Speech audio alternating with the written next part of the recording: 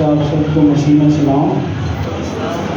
پہلا کلمہ آپ نے سنا ایونجلسٹ شاہد گیل سے، جو کہ معافی کے تعلق سے تھا، اور ہم دوسرے کلمے کی طرف چلتے ہیں۔ دوسرا کلمہ جو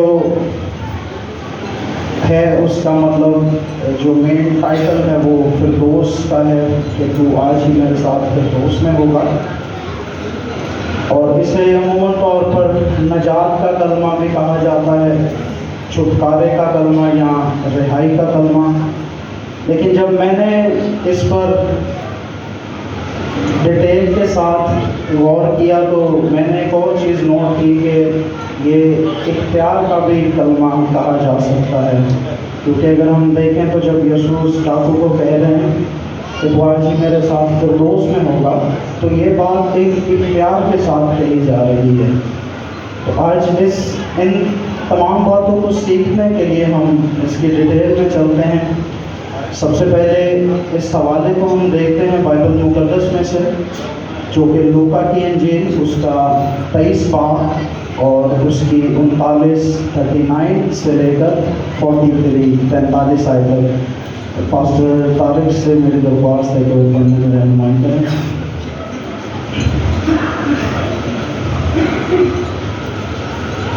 خدا کے کلام میں یوں حکم ہے، پھر جو بدکار صلیب پر لٹکائے گئے تھے ان میں سے ایک اسے یوں تانے دینے لگا کہ کیا تو مسیح نہیں، تو اپنے آپ کو اور ہم کو بچا۔ مگر دوسرے نے اسے جھڑک کر جواب دیا کیا تو خدا سے بھی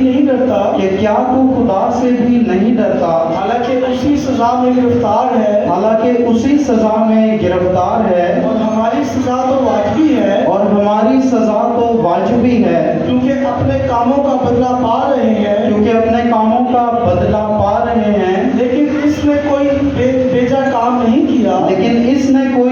کام نہیں کیا۔ پھر اس نے کہا اے یسوع، جب تو اپنی بادشاہی میں آئے تو مجھے یاد کرنا۔ اس نے اس سے کہا میں تجھ سے سچ کہتا ہوں کہ آج ہی تو میرے ساتھ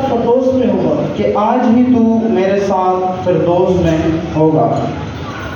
اب یہ واقعہ میری ایک عادت ہے، میں اکثر ہسٹری اس لیے بیان کرتا ہوں کیونکہ ہر سال ہمارے بچے جو ہیں وہ جس طرح سے بڑے ہوتے جاتے ہیں تو انہیں بہت سی چیزوں کا پتہ نہیں ہوتا۔ یہی وجہ ہے کہ آج ہمارے بہت سے بچے بے دینی کی طرف بہت بڑھ رہے ہیں۔ آپ نے بھی سنا ہوگا، دیکھا ہوگا، اکثر آئے دنوں ہم کوئی نہ کوئی نئی نیوز سن رہے ہوتے ہیں کہ ہمارے کسی بیٹی نے یا کسی بیٹے نے اپنے دین کو، اپنے مذہب کو چھوڑ کر وہ کسی غیر قوم کے ساتھ شمولیت اختیار کر لیتا ہے۔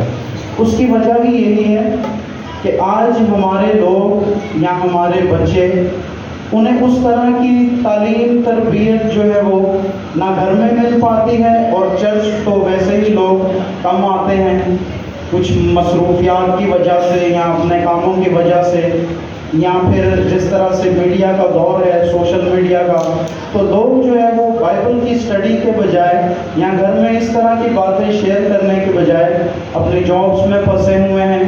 بچے جو ہیں وہ انٹرنیٹ میں یا موبائل میں لگے رہتے ہیں، تو اس سبب سے کیا ہے کہ انہیں اس طرح کی تعلیم نہیں مل پاتی کہ جو انہیں ایک سچائی کا پتہ ہو، تاکہ وہ اس طرح کا کام نہ کریں۔ اسی لیے میری یہ عادت ہے کہ میں جب بھی کلمہ پیش کرتا ہوں تو میں اس کا وقت اور اس کی جگہ اور سارا جغرافیکل جو اس کا طور طریقہ ہے وہ بتاتا ہوں، تاکہ ہمارے آنے والے نسلوں کو، ہمارے آنے والے بچوں کو کم از کم پتہ ہو کہ یہ بات کہاں ہوئی اور کب ہوئی۔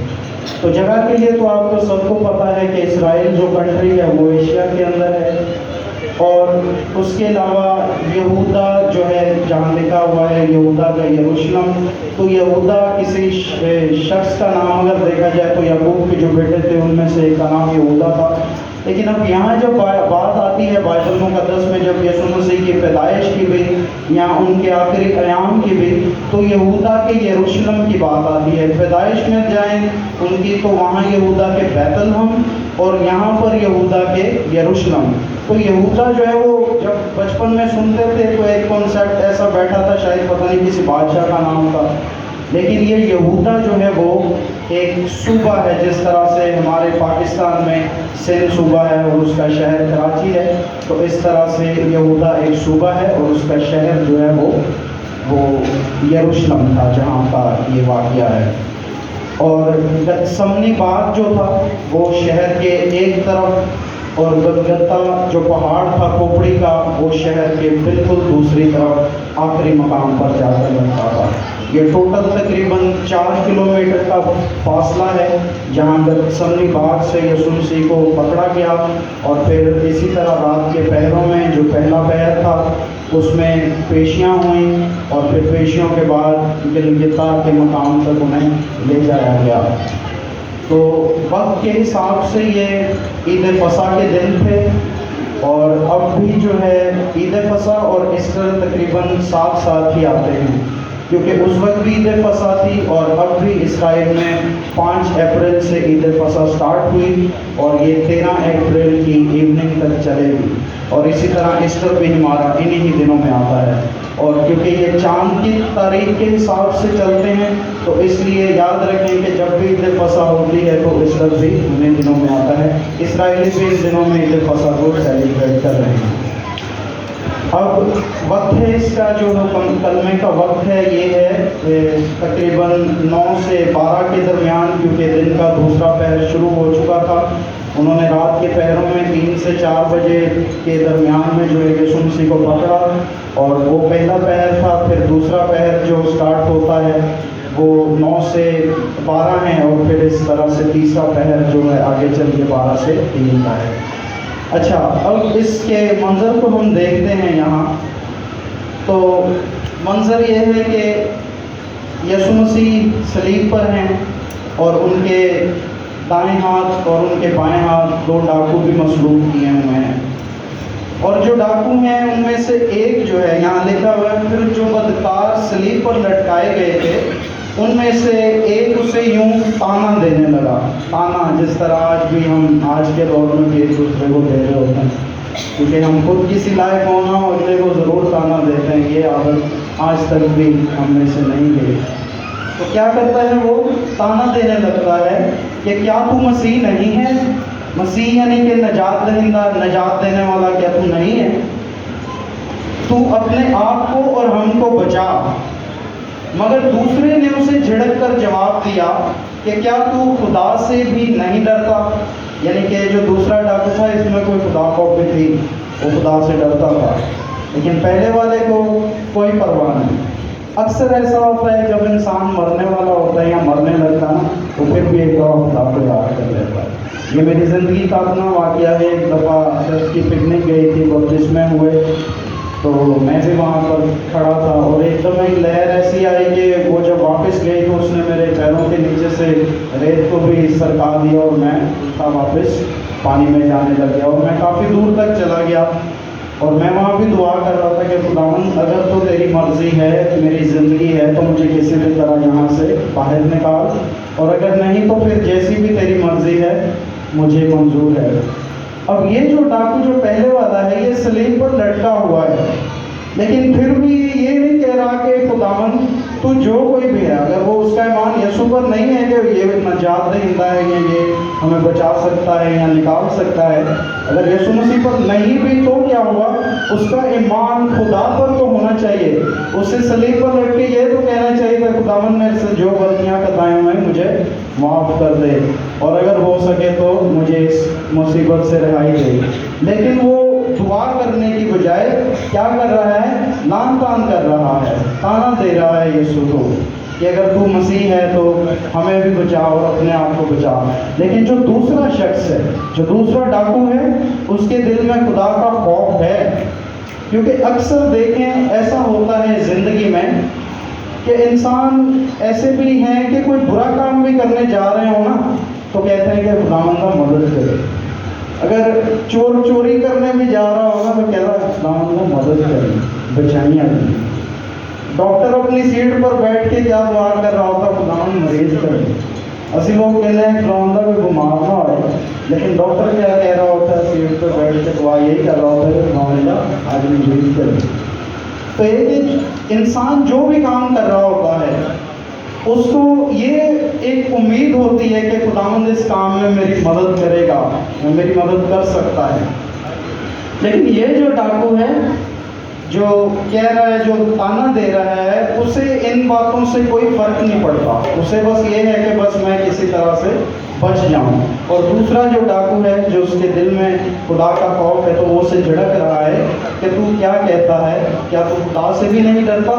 حالانکہ اسی سزا میں گرفتار ہے، اور ہماری سزا تو واجبی ہے کیونکہ انہوں نے تو ایسے کام کیے ہوئے تھے، چوریاں ڈکیتیاں پتہ نہیں کیا کیا انہوں نے کیے ہوں گے اپنی زندگی میں. تو اس لیے اس شخص کو یہ پتہ ہے کہ ہم جو سزا پا رہے ہیں ہم اس کے حقدار ہیں، یہ واجبی ہے. لیکن جو دوسرا والا ہے وہ یہ نہیں سوچ رہا کہ یہ واجب سزا جو ہمیں ملی ہے.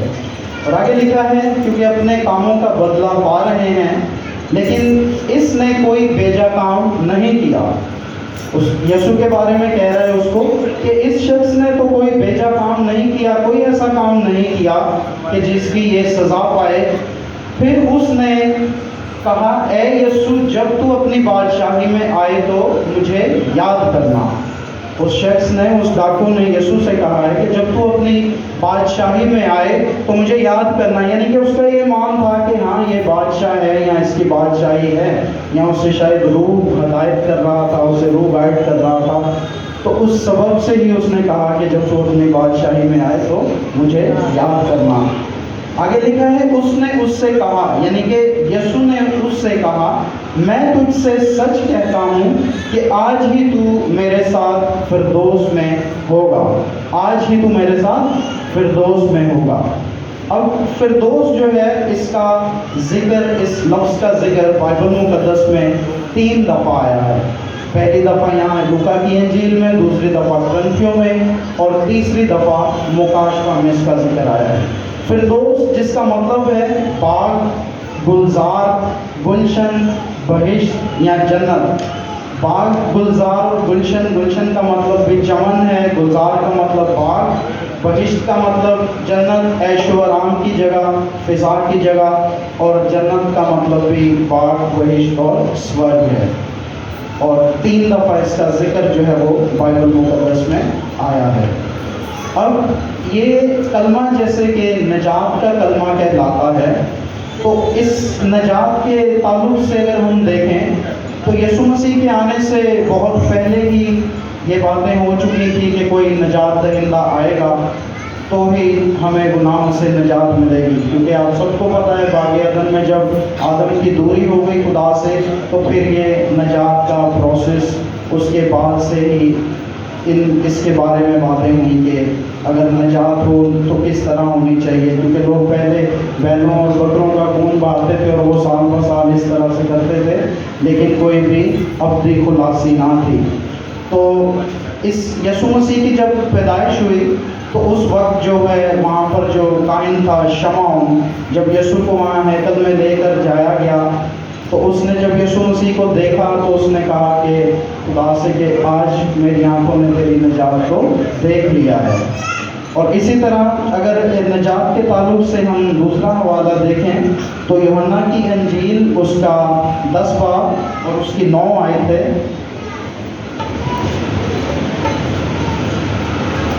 واسو تاریخ سے بارش کا حوالہ پڑھیں. دروازہ میں ہوں، جی اگر کوئی مجھ سے داخل ہو تو جی نجات پائے گا، جی اور اندر باہر آیا جایا کرے گا جی اور چارہ پائے گا. آمین. دیکھیں یہاں جب اس آیت کو بھی ہم دیکھتے ہیں یوحنا 10 باب اس کی 9 آیت کو، تو لکھا ہے کہ دروازہ میں ہوں، اگر کوئی مجھ سے داخل ہو تو نجات پائے گا اور اندر باہر آیا جایا کرے گا اور چارہ پائے گا. ہمارا نجات دہندہ جو ہے وہ یسوع مسیح ہے. اگر یہی بات डाकू भी सलीब पर समझ लेता, यीशु मसीह से ना अगर वो वैसे दिल में भी ये बात कहता खुदा से कि खुदावंद तू मुझे माफ़ करना, तो शायद खुदा यीशु मसीह उसी वक्त उसे कह देते कि तू भी आज मेरे साथ फिरदौस में होगा। क्योंकि आपको पता है कि यीशु मसीह नासरी दिलों और गुर्दों के हाल को जानते थे। जब फकीर फरीसी उनके बारे में दिल में भी कोई बात कर रहे होते थे, दिल में कोई बात सोच रहे होते थे, तो वो उस वक्त भी उन्हें उसी वक्त जवाब दे देते थे कि तुम इस तरह से क्यों सोचते हो। लेकिन ये जो डाकू है, इसने जी इस बात पर ईमान नहीं रखा, ना तो यीशु मसीह की निजात पर और ना ही अपने खुदा पर या जिसे भी वो मानता था कि खुदावंद तू जो कोई भी है मुझे माफ़ कर और मुझे इससे रिहाई बख्श। और इसी तरह जब हम यूहन्ना 12 बाब 47 आयत या रोमियो 10 बाब 9 का 10 आयत देखते हैं, तो उन आयात में भी हमें यही नज़र आता है कि यीशु मसीह ही जो है वो हमारा नजात दहिंदा है। तो इस तरह से ये कलमा जो है वो नजात के इसका जो मेन टॉपिक है, नजात का कलमा जो इसे कहा जाता है, इन हवालों को कवर करते हुए ये हमें सिखाता है कलमा कि नजात दहिंदा हमारा यीशु मसीह है। और आखिर में जब चलें तो इख्तियार की बात जैसे आती है, जैसे मैंने कहा कि इसे इख्तियार का कलमा भी कहा जा सकता है, वो इसी सबब से है क्योंकि यीशु मसीह उसे उसी वक्त कहते हैं कि तू आज ही मेरे साथ फिरदौस में होगा। यानी कि ये एक अथॉरिटी थी, एक इख्तियार था कि यीशु मसीह ने किसी से पूछना नहीं था कि जैसे आम कलीसियाँ कहती हैं कि जो बाप है वो बेटा है तो वो बेटा बाप से पूछे, तो फिर इस तरह से।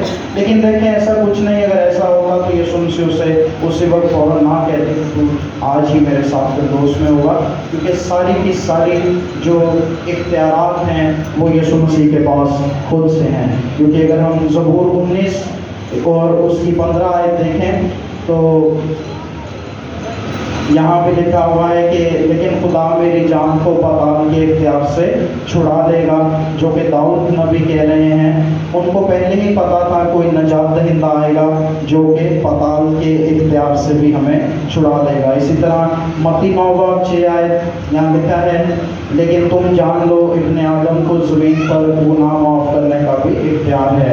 ये उस वक्त का वाक़या है कि जब गुनाह की हालत में एक औरत को सामने लेकर आते हैं, ये वाक़या उस वक्त का है जब मफलूज को लाते हैं चारपाई पर, तो यीशु मसीह उससे कहते हैं कि जा तेरे गुनाह माफ़ हुए। तो फकीर फरीसी ये बात सुनकर कहते हैं कि ये कुफर बनता है, क्योंकि इसे कैसे ये इख्तियार है कि वो गुनाहों को माफ़ करे। तो यीशु मसीह उस वक्त कहते हैं कि लेकिन तुम जान लो कि इब्ने आदम ज़मीन पर गुनाह माफ़ करने का भी इब्ने आदम को इख्तियार है। और इसी तरह से मत्ती 28 बाब उसकी 18 आयत में लिखा है, आसमान और ज़मीन का कुल इख्तियार मुझे दिया गया है। तो याद रखें, हवा पानी पर, तूफ़ानों पर, हर चीज़ पर हमारे यीशु मसीह का इख्तियार है। और हर एक शख्स की ये ख्वाहिश होती है कि वो फिरदौस में जाए। तो अगर आज आप लोग हम भी फिरदौस में जाना चाहते हैं तो याद रखें कि हमारा ईमान भी उस डाकू की तरह पुख्ता होना चाहिए यीशु मसीह पर, जिसने कहा कि जब तो अपनी बादशाही में जाए तो मुझे याद करना।